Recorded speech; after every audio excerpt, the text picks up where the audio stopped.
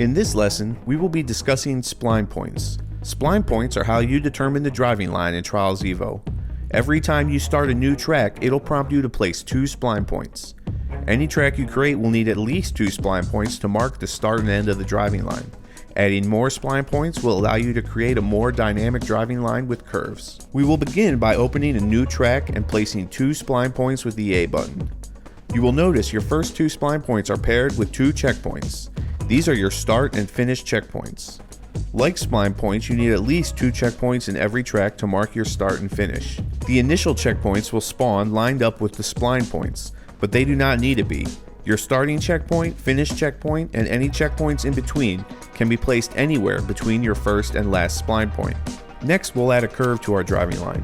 Select the last spline point by moving your cursor over the spline point icon and hitting the A button. Now we will copy it with the Y button. Spline points cannot be placed from the menu, only copied from your initial 2 points.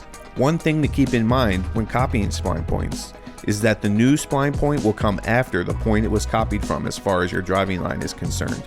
You'll see if I try to place it further back, it creates a sharp turn that you will not be able to ride, and the driving line turns red to signify that there's a problem. Of course, it is possible to put one point behind another, but for now, we'll take our new spline point and place it past the last one it was copied from, and also a bit further back so that we create a curve. Before we continue, let's take a quick look at the spline point icon. There are 2 useful items on the icon. First, it tells you the distance in meters between that spline point and your starting checkpoint. This will come in really handy later when we get into creating skill games, especially ones that use distance as part of the score.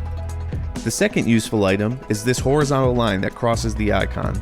This line represents the size of your curve. A shorter line is a sharper curve. The longer the line, the wider and smoother the curve. So now, let's go back to the curve we've created. I've purposely made it a little sharp so that you can see how to adjust that. First, grab the spline point icon on the curve. Once selected, the left and right triggers adjust the amount of curve. Left makes it smaller and sharper.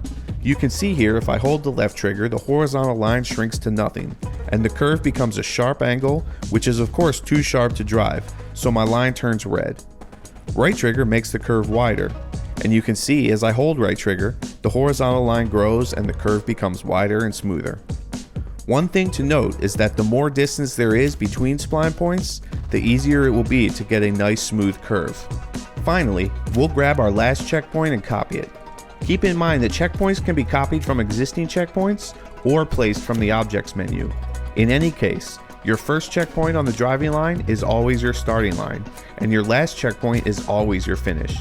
So now we'll take our new checkpoint and place it near the last spline point so that we can test our curve.